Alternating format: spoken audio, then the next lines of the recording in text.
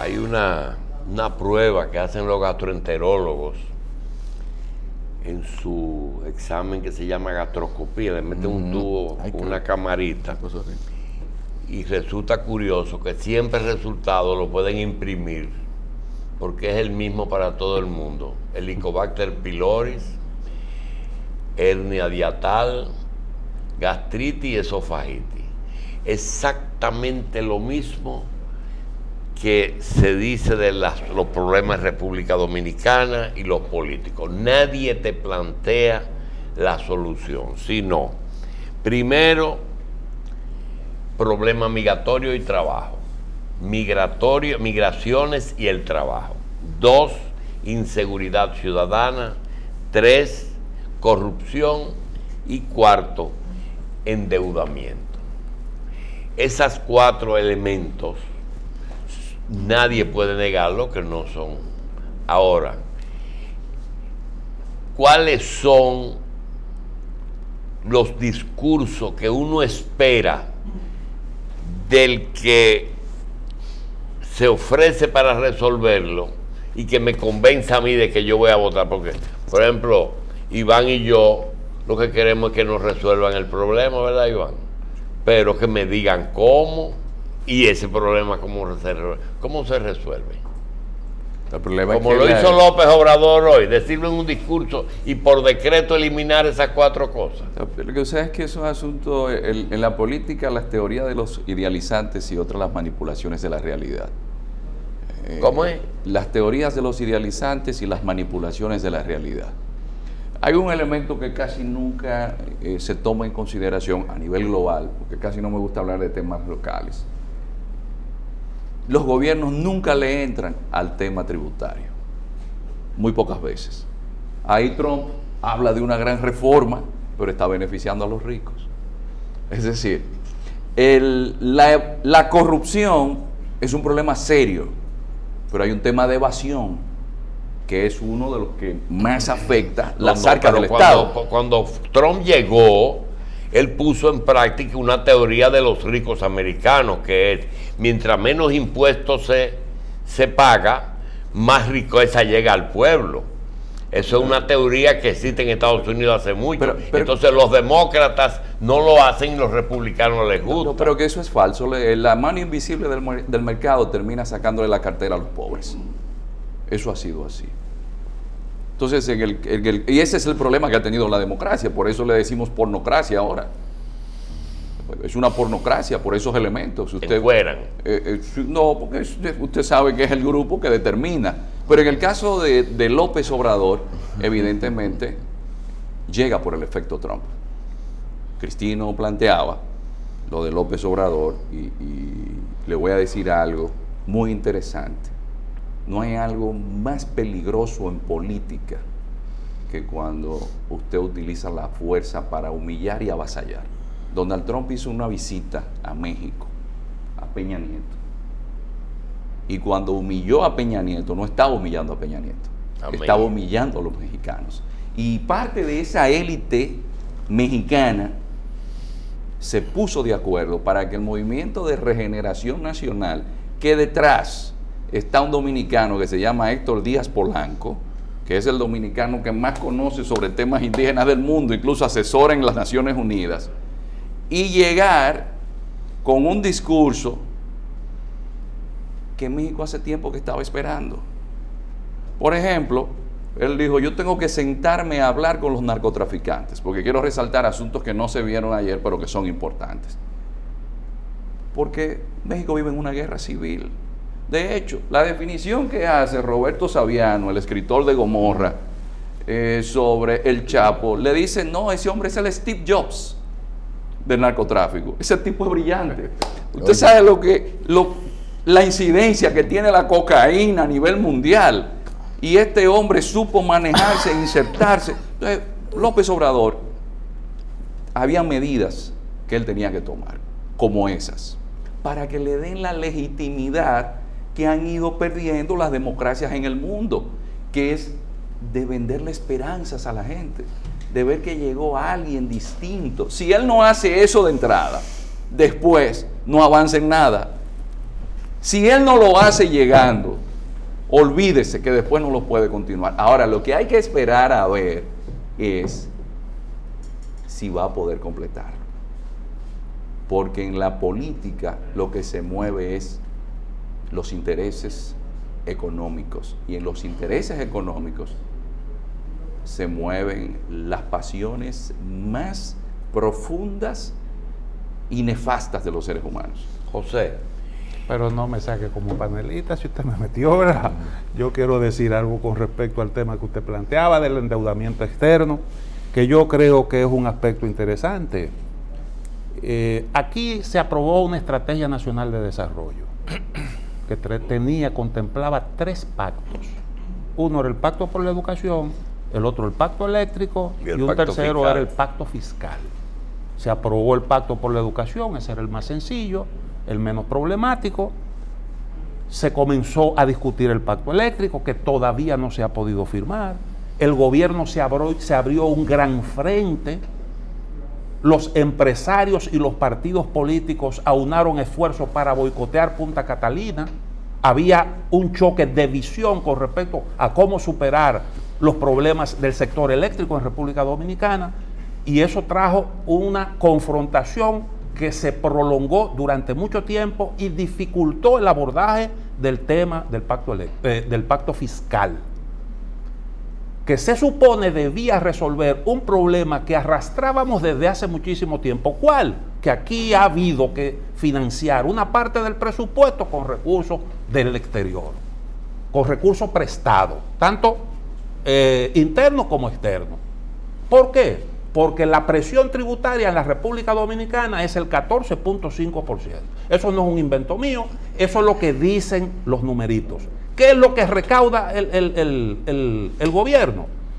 El 14.5% del PIB. ¿Se puede realmente manejar un gobierno con esos niveles de ingresos? Difícilmente, difícilmente. Entonces, cuando la media latinoamericana es el 22%. Y entonces ese es el problema. Si tú abordas el problema del endeudamiento, tú me tienes que decir cuál es la solución. Y la solución es simple y llanamente una reforma fiscal, para que el gobierno tenga los recursos necesarios para no tener que tomar dinero prestado. Eso es. José, ese es tu fuerte. Y tú sabes que cuando uno tiene un cruce con las tarjetas de crédito, la solución son más tarjetas de crédito para pagar una y resolver el problema.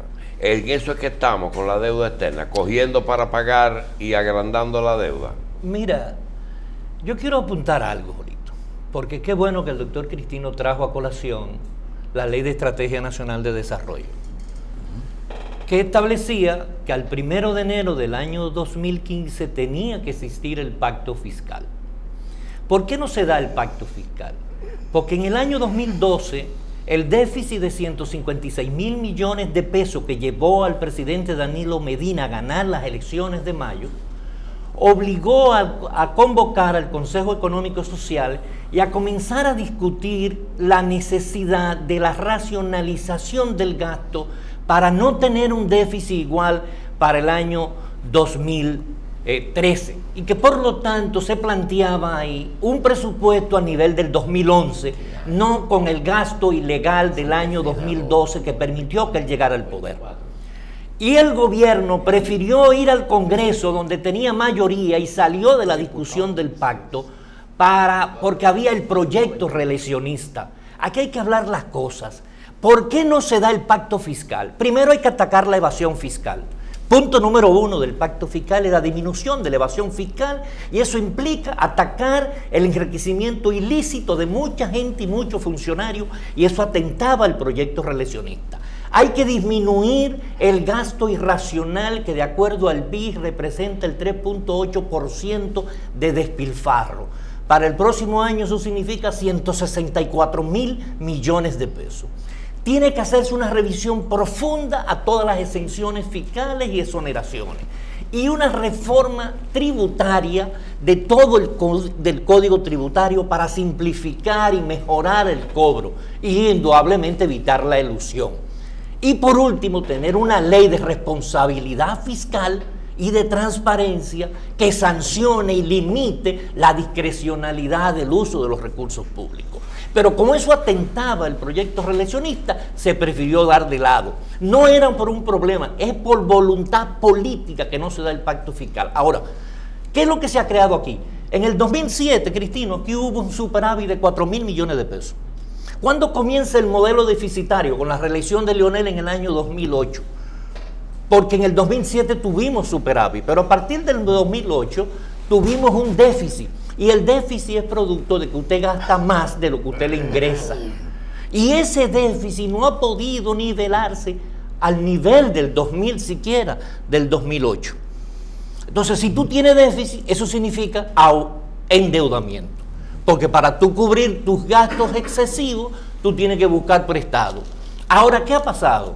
Bueno, después de la crisis del 2008, en los mercados internacionales había mucho dinero ocioso buscando dónde prestarse. El dominicano aprovechó esa coyuntura y desde el 2012, que nosotros debíamos unos 4.000 millones de pesos en bonos, 2.500 millones de pesos en bonos, hoy debemos cerca de 15.000 millones de dólares en bonos soberanos. Es decir, nuestra deuda ha dejado de ser una deuda con organismos multilaterales para ser una deuda altamente especulativa porque es a través de bonos. Más del 74% de nuestra deuda ya es en bono. Y cuando tú tienes una deuda en bono, tú no puedes fallar en el pago de los intereses. Entonces, los intereses son una prioridad para poder cubrir y poder tener, digamos así, respuesta a los inversionistas. Además, yo presento una cifra de estabilidad macroeconómica, de crecimiento, de manejo prudente de la tasa del dólar, una inflación controlada, ¿no? Pero no me estoy fijando en un indicador que dijo el Fondo Monetario Internacional el año pasado y que ya lo advirtió Fitch Ratings, una de las calificadoras. Es que República Dominicana, de cada 100 pesos de impuestos que cobra el Estado, 24 pesos son para el pago de intereses. Mientras los países igual que nosotros solamente dedican 8 pesos. Entonces, la brecha entre lo que yo tengo que ahorrar para poder cubrir los intereses y lo que me sobra para ir abonando a la deuda, no lo consigo. Entonces, ¿qué es lo que estamos haciendo? Cogiendo prestado para pagar intereses y cogiendo prestado para pagar la deuda que se vence. Es decir, estamos haciendo lo que el director del presupuesto dice un rollover, un reenganche cada año. Por eso es que la deuda cada día crece más. El gobierno me dice que tiene un déficit este año del 2.2% del PIB. Sin embargo, la deuda va a crecer un 3.2% este año. Entonces, ¿cómo es que la deuda crece más que el mismo déficit? Y es porque el gobierno no es transparente. Ahora mismo hay 66.000 millones de pesos de cuentas por pagar que se van a cubrir el próximo año, que no se sabe de dónde sale. Y que se dice ahora un listado y no hay detalle de los mismos. Entonces, ¿qué es lo que nosotros planteamos? De que el modelo es insostenible y para ello se necesita el pacto fiscal. Y también una medida importante. Si los ingresos te crecen a ti un 8%, los gastos no te pueden crecer un 12%. Los gastos tú tienes que irlo creciendo por lo menos a la mitad de lo que crecen los ingresos. Si los ingresos te crecieron un 9, bueno, vamos a incrementar los gastos nada más un 4, porque no es disminuir los gastos. Ahora esos gastos tienen que ir donde realmente la gente lo necesita. ¿Qué pasa al finalizar el año con una modificación a la ley de este año? O que a salud pública le están quitando 522 millones de pesos, cuando a salud pública es que más dinero le falta. Y vamos a terminar ejecutando una inversión apenas del 1.6% del PIB. Frank, antes de Carlos, un presupuesto se puede equilibrar con 3 métodos. Uno es mayores ingresos, es decir, impuestos, mayores ingresos. 2, ahorro del gasto. Y 3, ahorro del gasto de los dos gastos, de sueldo, que es lo que no creo que Gastón es que decía que hay temas que no se tratan. Tú no oyes nunca un político dominicano decirte que va a revisar la nómina, porque se le acaba ahí la militancia. De esas tres cosas, ingresos, impuestos y ahorro, ¿por dónde tú te vas? Bueno, Lito, yo quiero, ahora que veo la explicación de José, me trae a la memoria cuando yo hice la maestría en alta dirección pública. El problema es el tamaño del Estado. Si el tamaño es por los ingresos o es por los gastos, porque la definición de presupuesto es ingresos probables, gastos propuestos, presupuesto. Si el nivel de gastos es mayor que los ingresos, entonces vamos a recurrir a un déficit que vamos a conjurar con los préstamos. Ahora, ¿cuál es el problema que nosotros tenemos? Y voy a irme a la parte de Iván, al carácter idealizante del concepto, para lograr domesticar a aquellas masas que quiero tener en mi redil y en mi entorno. El problema nuestro también hay que agregarle lo siguiente. Ese presidencialismo excesivo que nosotros tenemos, con una figura presidencial que lo puede todo, lo hace todo, y que en un momento determinado en el siglo XX dijo, oh, no, es Horacio o que entra el mar. Luego vino otro, no inventen, solo se gana con él, y la otra parte, no, lo bueno no se cambia. Ese mesianismo que tenemos en República Dominicana lleva justamente a que tengamos que recurrir a diferentes manipulaciones para lograr presupuestos durante un año específico y luego entonces tener resultados. Ahora, ¿qué tenemos por delante como país? Un alto nivel de vulnerabilidad, un alto nivel de exclusión, problemas de desigualdad, y obviamente si tenemos estos elementos, los ciudadanos pagaremos el precio. Ahora, entre ingresos, calidad del gasto y los ahorros, ¿cuál de las tres vamos a tener si tenemos las manos libres y sueltas de gente que quiere perpetuarse en el poder, de gente que quiere demostrar que son los que tienen el dominio de los asuntos públicos, gente que quiere desviar la atención de tantos problemas que tenemos? Y algo que nos ha dicho en estos días Pavel Isa ha dicho que el crecimiento de República Dominicana es un crecimiento con esteroides. Vamos a definir esa parte para ver qué es lo que tenemos. Al final es un juego, porque en los últimos 25 días este país se ha visto envuelto en 1.450 millones de dólares prestados. ¿Por qué? Porque además, cuando esos ingresos los estamos proyectando, ¿a quiénes estamos cargando? O tenemos impuestos regresivos al consumo, afectando a los sectores de clase media y de clase baja, porque finalmente son los que están pagando. ¿Por qué? Porque tú tienes un alto nivel de gasto tributario que sobrepasa los 225.000 millones, y el Estado genera empleos, sí, pero ¿cuál es el retorno que tenemos para la gran carga social? Finalmente, independientemente de los ingresos o de los gastos o del nivel de ahorro, listo, aquí lo que tenemos, ¿cuál es?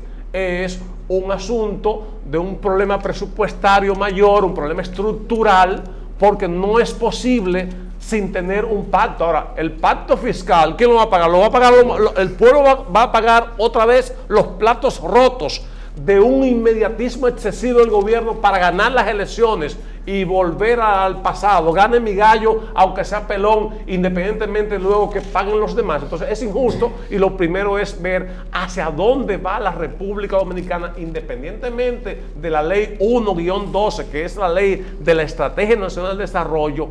¿En qué hemos avanzado y hacia dónde vamos? Esa es la parte primordial para determinar. Bien, Gastón, República Dominicana, usted dijo que es siamés de Haití, ni siquiera vecino siamés, pero yo creo como que en Centroamérica son más siameses que nosotros, porque tienen más cosas en común. Colombia y Venezuela son más siameses que nosotros, porque tienen la misma cultura, el mismo idioma, el mismo religión, todo lo mismo. Sin embargo, hay un valladar que, a pesar de que la frontera es la misma, porque el aire es el mismo, yo creo que no somos siameses. Sin embargo, cuando se hace el presupuesto de la nación, yo nunca he visto que se hace un presupuesto ni para 20 millones, ni para 15 millones, ni para 10 millones más 5 de turistas, arroz, habichuela, carne de res, huevo, leche, no, la hacen para 10 millones. Entonces viene el déficit. Pero cuando vas entonces a salud pública y encuentras que el 20% de las atenciones médicas que se hacen aquí no se las hacen a dominicanos sino a extranjeros, dices, ay, fue que no lo calculamos, pero sí lo gastamos. Entonces eso aparece en el déficit. ¿Tú entiendes que el déficit fiscal tiene una solución que no sea el préstamo? Bueno, nuestro país tiene que seguir trabajando el tema de las exportaciones y agregándole valor a cada uno de los productos. El país tiene otro sector, que es el sector turístico, que tiene que seguir diversificándose y seguir ampliándose.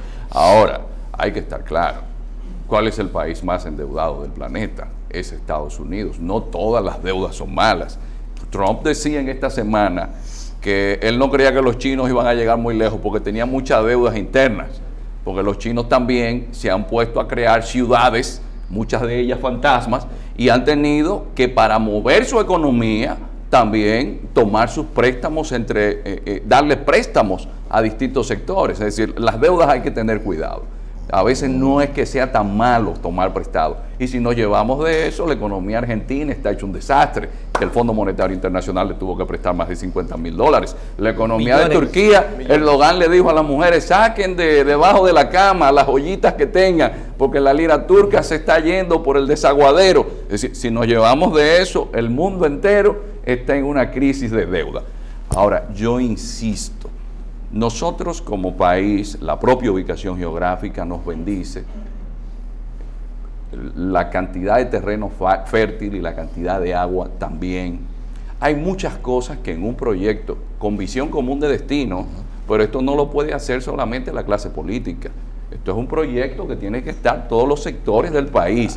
Y ahí ese es el elemento que a veces yo creo que se le carga mucho a los políticos, cuando los políticos son los más genuinos representantes del dominicano común. Y el dominicano no está pensando en un destino de comunidad. Es decir, la mayoría de la gente está pensando en resolver sus problemas. Insisto en que somos siameses con Haití. Venezuela tenía casi 5 millones de refugiados colombianos. Casi en todo Centroamérica usted va a ver los problemas entre los chapines guatemaltecos, los ticos salvadoreños, pero el de nosotros es más complejo porque no hablamos el mismo idioma. El de nosotros es más complejo porque no tenemos la misma base católica. El de nosotros es más complejo porque nuestra independencia viene del vecino de al lado. Pero explíquele eso a la comunidad internacional. John Kelly, que es el jefe de gabinete del presidente Trump, que era jefe del Comando Sur, tiene un grupo de asesores y fue un amigo suyo que le explicó a él cómo el dictum geopolítico de Europa fue que llevó a la división con Basilea, y él incluso dijo, pero mire... Y defendió públicamente el país. Y defendió públicamente el país. República Dominicana no puede cargar con Haití. Pero esa persona, amiga suya, conocía bien la historia, y John Kelly reconoció públicamente y dijo, mira, yo tengo un grupo de asesores y yo no sabía que entre Haití y República Dominicana lo que se daba era este problema. Por eso yo entiendo que, contrario a un amigo o acorde con un amigo de Cristino, que fue quien lo introdujo en política, el doctor Antonio Abreu Flores, Tonito siempre decía que después de muchas visitas a Haití y todo lo que él había recogido, él entendía que Haití solamente lo salvaba un fideicomiso.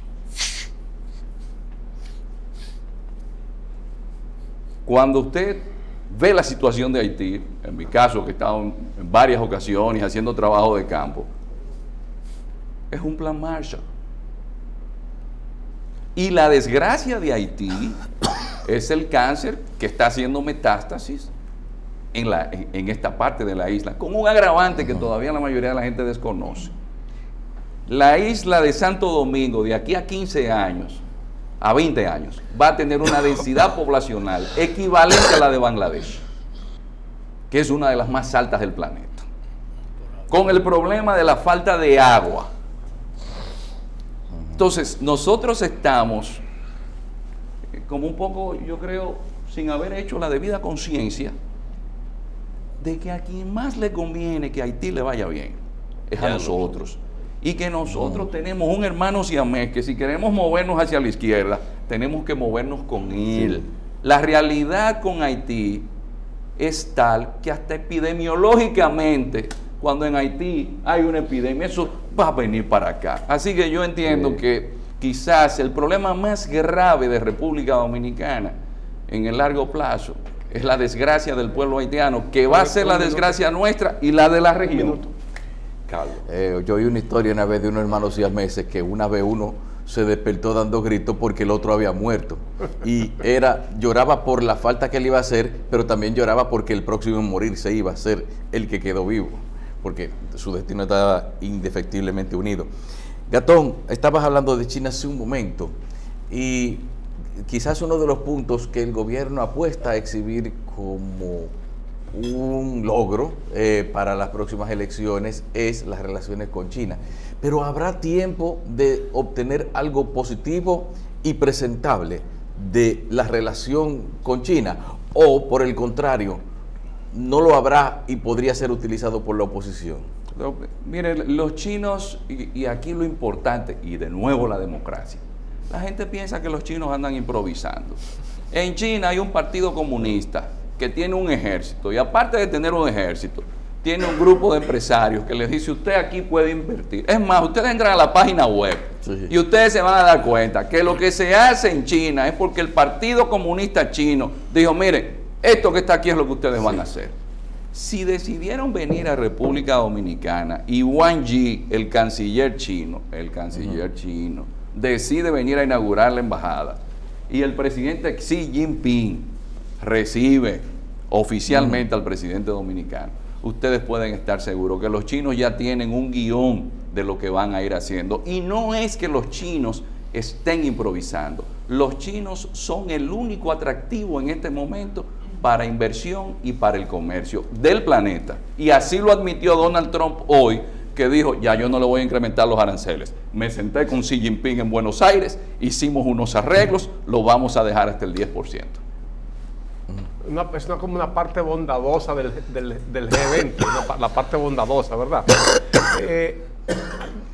Revisando un poco la historia, hay dos acontecimientos en los cuales uno no tiene control.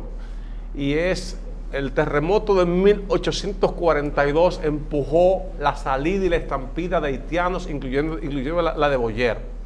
Y el del 2010 nos trajo justamente la estampida producto de la pobreza extrema. O sea, cuando pienso que Iván, y que me excuse la interpretación, cuando habla de siamés, lo que está diciendo es, bueno, tenemos que cohabitar, buscar el equilibrio, sabiendo los dominicanos que no podemos resolver del todo la situación haitiana, porque justamente, aunque estamos en el mismo territorio, al final la situación de la producción y la comercialización ha llevado a que muchos sectores tengan que tener relaciones comerciales. De hecho, es nuestro segundo socio comercial, es Haití. Y finalmente, pienso que los dominicanos hemos creado conciencia en estos momentos de ir definiendo algunas reglas. No obstante, en los años 70, 80, 90, el hijo de un ilegal era declarado en la oficialía del Estado Civil. A partir, aunque tenemos la ley 285-04 de lo que es el libro amarillo, hoy con la Constitución los hijos de ilegales no son declarados en la oficialía del Estado Civil, y eso de una manera u otra le permite a República Dominicana poder establecer unas reglas que tiene que definir. Ahora, el tema es la frontera. cómo tú enfrentar la situación de la dinámica que se da ahí, más la situación de vulnerabilidad que tenemos justamente en la zona fronteriza. Bien, yo creo que eso le da las gracias a don José Rijo y Presbot, así como al profesor Frank Martínez y al doctor Iván Ernesto Gatón. Hemos tenido un intercambio de ideas.